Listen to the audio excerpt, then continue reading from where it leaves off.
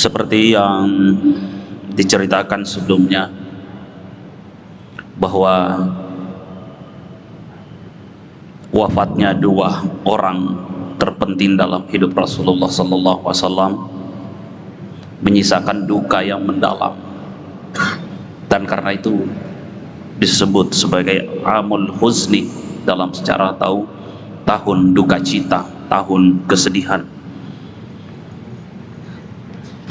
Kita mengambil pelajaran itu, maka sub yang akan kita lanjutkan bacaan kita pada kitab ini adalah Tarajum al-Ahzan, yaitu beruntunnya kesedihan. Berturut-turut terjadi ini, ya, wafatnya dua orang penting itu, seolah Nabi merasakan seperti jatuh tertimpa tangga. Sudah jatuh tertimpa tangga lagi. Di tengah-tengah cemoohan dan serangan yang masih terus bertubi-tubi dilakukan kepada beliau dengan segala tipu daya, tipu muslihat yang dilancarkan oleh orang-orang kafir Quraisy pada saat itu, di tengah-tengah itu pula Nabi mengalami kondisi berduka cita. Waqat hatanil haditsatani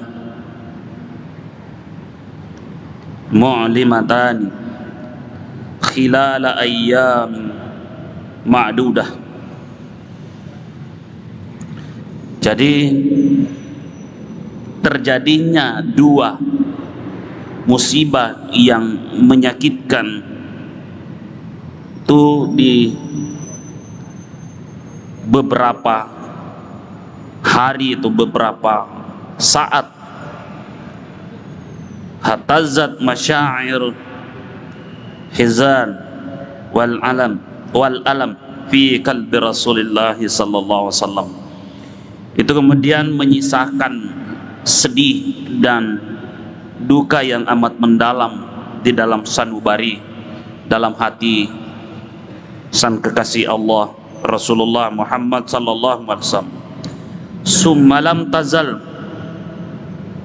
tatawali alaihi al-masaibu min qaumihi. Di tengah-tengah itu pula beliau masih terus digoncang, diganggu di dalam melakukan aktivitas dakwah beliau, dilakukan oleh orang-orang dari kafir Quraisy pada khususnya. Faqad kanu tajarrau alaihi wa qasifuhu bin niqali wal aza ba'da mauti Abi Thalib. Dan itu puncaknya makin menjadi-jadi setelah wafatnya Abu Thalib. Ini semakin menjadi orang terpandang yang selama ini membela Rasulullah itu kini telah tiada, dan ini momentum yang dimanfaatkan oleh orang-orang kafir Quraisy untuk semakin menyakiti dan menghimpit Nabi sallallahu alaihi wasallam. Fazdadu ghamman ala ghammin, maka semakin sulitlah, semakin Rasulullah sallallahu alaihi wasallam merasakan sebuah dilema yang sangat berat.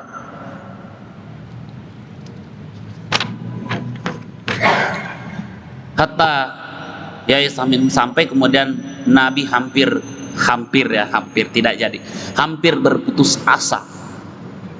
Iya, kalau bukan karena pertolongan Allah, ya kalau manusia sekelas kita pasti berputus asa.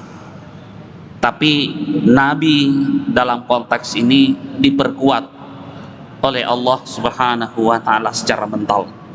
Wa kharaja ila Taif, maka kemudian ada upaya untuk berangkat ke Taif.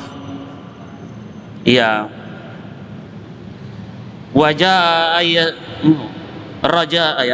Rajaan ayyastajibu lida'watihi, dengan satu asa, satu harapan yang Rasulullah titipkan dalam tindakan beliau agar penduduk Taif itu menerima dakwah beliau. Wayang suruhu, di samping memberi support, beliau juga berharap agar orang-orang Taif itu menolong beliau, ya, ala qaumihi, dari siksaan orang-orang yang selalu mengganggu beliau. Falam yara min mayyi walam yara nasira, bahkan berbanding terbalik dengan harapan beliau, justru tidak ada yang mau menolongnya. Rasulullah sebenarnya berharap dengan pergi ke Taif dakwanya diterima, dan di sana ada penduduk Taif yang mau tampil sebagai penolong beliau, pembela beliau. Tapi yang terjadi adalah justru beliau bertepuk sebelah tangan, dalam artian beliau tidak mendapatkan apa yang menjadi impian dan harapan beliau.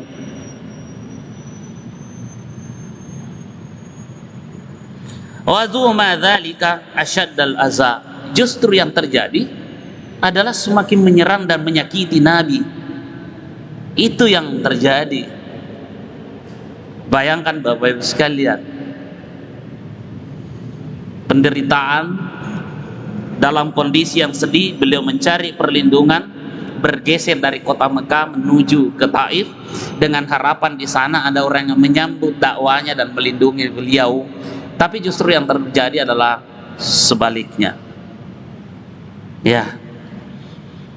Wa nalu minhu ma lam yanalhu qaumuhu. Jadi justru yang dia dapatkan melebihi apa yang belum pernah didapati yang diperlakukan oleh orang-orang Quraisy.